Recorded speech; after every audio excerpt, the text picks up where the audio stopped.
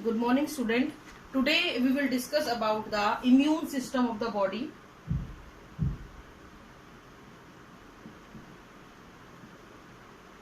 हमारी बॉडी में कौन कौन से इम्यून सिस्टम यहाँ पे हैं उनकी हम बात करेंगे। ये जो है इम्यून सिस्टम जो बना होता है वो किस किस चीज से बना हुआ है, सबसे इंपॉर्टेंट होते हैं उसके अंदर लिम्फोइड ऑर्गन होते हैं इम्यून सिस्टम के अंदर। इसके पास कुछ सेल्स होती हैं और इसके पास कुछ एंटीबॉडीज होती हैं और ये सभी मिलके क्या बनाते हैं, आपके इम्यून सिस्टम को फॉर्म करते हैं। और इनका काम क्या होता है बेटा, इम्यून सिस्टम का इनका मेन जो फंक्शन होता है वो ये एलर्जिक रिएक्शन में अपने आप को दिखाते हैं।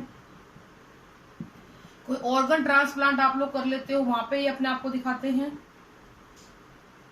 या फिर जो है आपकी कोई इम्यून डिजीज है वहां पे अपने आप को शो करते हैं।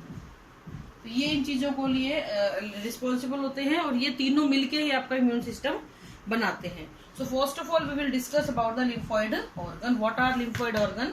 ये वो ऑर्गन है जहां पे आपकी जो लिम्फोसाइट होती हैं वो प्रोलिफरेट होते हैं, मैच्योर होती हैं और डिफरेंशिएट होते हैं। प्रोलिफरेट, मैच्योर, डिफरेंशिएट होती हैं और एंटीबॉडीज को फॉर्म करने में हेल्प करती हैं। तो इन जगहों पे मेनली हम ये कह सकते हैं कि लिम्फोसाइट का मैच्योरेशन, प्रोलिफरेशन ये सब हो रहा है। लिम्फोइड ऑर्गन को हमने दो हिस्सों में बांट दिया है, प्राइमरी लिम्फोइड ऑर्गन और सेकेंडरी लिम्फोइड ऑर्गन। फर्क क्या है दोनों के अंदर बच्चों? जो प्राइमरी लिम्फोइड ऑर्गन है, पहले उसके एग्जांपल आप लोग देख लीजिए। इसका एग्जांपल होता है आपका बोन मैरो और थाइमस ग्लैंड। थाइमस ग्लैंड जो होती है ना बेटा, वो बच्चों में बहुत, इन्फेंट के अंदर बहुत एक्टिव होती है और छोटे मतलब जो आपके बोन मैरो है वो सभी में रहती है। जैसे जैसे इंसान बड़ा होता है बोन मैरो तो फिर भी चलती रहती है, थाइमस धीरे धीरे कम होती चली जाती है। तो बोन मैरो और ये दोनों के दोनों क्या करते हैं, बी लिम्फोसाइट और एंड टी लिम्फोसाइट दोनों को प्रोड्यूस करते हैं। इन जगहों पे यानी इन प्राइमरी लिम्फोइड ऑर्गन के अंदर आपकी बी और टी लिम्फोसाइट प्रोड्यूस होती हैं, मैच्योर होती हैं और अपनी एंटीजन स्पेसिफिक रिसेप्टर को एक्वायर करती हैं। Acquire their antigen specific receptor, ठीक है, बी और टी लिम्फोसाइट। ठीक है, अब बात चीज ध्यान रखने वाली क्या है कि जो बोन मैरो है वो बी लिम्फोसाइट को बनाएगी और टी लिम्फोसाइट जो है वो कहाँ मैच्योर होगी, बोन मैरो में बी लिम्फोसाइट मैच्योर होगी और थाइमस में आपकी टी लिम्फोसाइट मैच्योर होगी। ये आपको ध्यान रखना है कि मैच्योरेशन किसका किसका कहाँ पे हो रहा है। तो आप याद कैसे रख सकते हो, आप फर्स्ट अल्फाबेट से याद रख सकते हो बच्चों। बोन मैरो में बी लिम्फोसाइट, थाइमस में टी लिम्फोसाइट मैच्योर होती हैं। टी लिम्फोसाइट का आपने ध्यान रखना है, थाइमस ग्लैंड का इन्फेंट में बहुत बड़ी होती हैं, मैच्योर, अच्छी इम्यूनिटी प्रोवाइड करती हैं, लेकिन जैसे जैसे बच्चा बड़ा होता है वैसे वैसे ये घटती चली जाती हैं। ठीक है, थाइमस ग्लैंड। अब हम बात करते हैं सेकेंडरी लिम्फोइड ऑर्गन की। अब प्राइमरी लिम्फोइड ऑर्गन के अंदर जो भी बी और टी लिम्फोसाइट बनी है मैच्योर होने के बाद they migrate towards the secondary lymphoid organ. ये सेकेंडरी लिम्फोइड ऑर्गन के पास चली जाती हैं वाया ब्लड और लिम्फ के द्वारा, या तो ब्लड के साथ या फिर लिम्फ के साथ बह के ये माइग्रेट कर जाती है सेकेंडरी लिम्फोइड ऑर्गन में। यहाँ पे इन मैच्योर बी और टी लिम्फोसाइट का प्रोलिफरेशन होगा। यहाँ पे तो हुई है मैच्योर बच्चों और यहाँ पे प्रोलिफरेशन होगा और डिफ्रेंशिएशन होगा। और अब ये बेसिकली अपनी उस प्रॉपर्टी को अटेन करती हैं जिसमें इन्होंने क्या पर्टिकुलर इम्यून रिस्पॉन्स शो करना है उसको ये बताती हैं। सेकेंडरी लिम्फोइड ऑर्गन में तो आपने ध्यान रखना है होता क्या है बेसिकली, तो अपना जो एक्वायर यहाँ पे क्या एक्वायर करेंगे, एक्वायर इम्यून रिस्पॉन्स। किस प्रकार का इम्यून रिस्पॉन्स इनको जाके शो करना है या कौन सी एंटीबॉडीज से बनानी है वो यहाँ पे किया जाता है। लिम्फोइड ऑर्गन में एक चीज हमेशा ध्यान रखना, यहाँ पे बी लिम्फोसाइट, टी लिम्फोसाइट आएंगे, प्रोलिफरेट होंगे, डिफरेंशिएट होंगे और यहाँ से चले जाएंगे।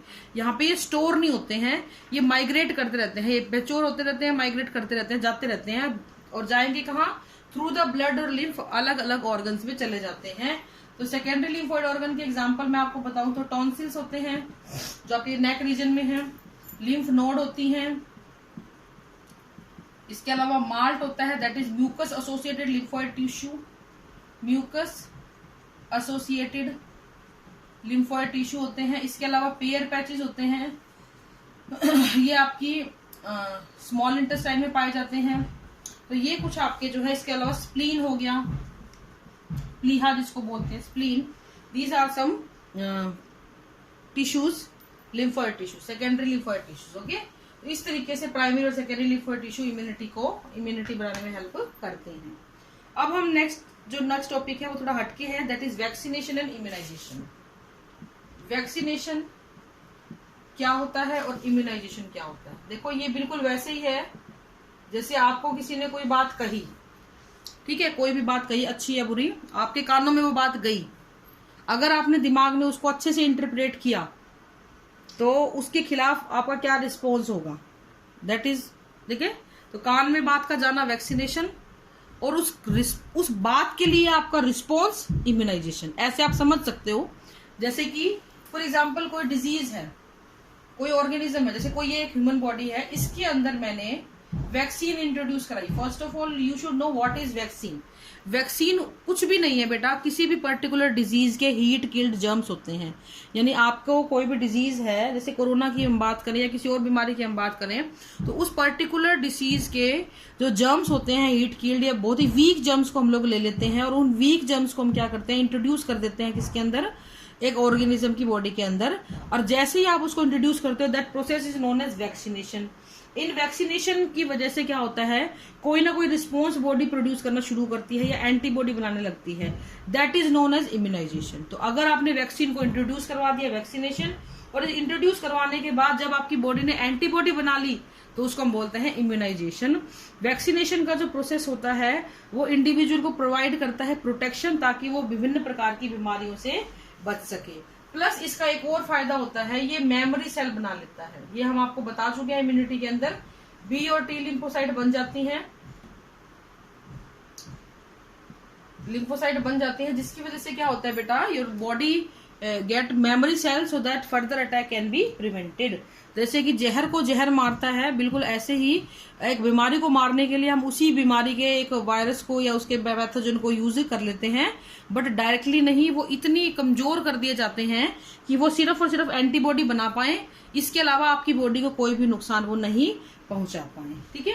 तो vaccination is the introduction of the vaccine and immunisation is the response of the vaccine. उस वैक्सीन के खिलाफ आपकी बॉडी ने क्या रिस्पॉन्स किया, that is known as immunisation. और रिस्पॉन्स होता क्या है, एंटीबॉडी का फॉर्मेशन होने लग जाता है बॉडी के अंदर। Now comes the next, vaccines कितने प्रकार की होती हैं, ठीक है। तो हमारे आसपास की जो वैक्सीन्स की अगर हम बात करें तो वैक्सीन्स की टाइप फर्स्ट जनरेशन के हिसाब से आई है ये, second generation and the third generation.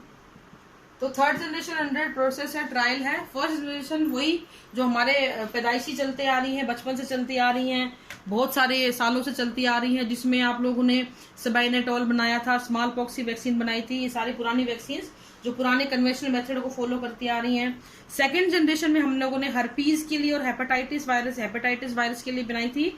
इसमें हमने जेनेटिक इंजीनियरिंग यूज की थी। ये तो कन्वेंशनल मेथड से बनती है, यहाँ पे हम लोगों ने जेनेटिक इंजीनियरिंग यूज की, और अब हम बना रहे हैं सिंथेटिक वैक्सीन, ठीक है। तो इस प्रकार से ये अंडर ट्रायल है, अभी चल रहा है। ऊपर वाले दोनों अभी भी हम लोग यूज कर रहे हैं।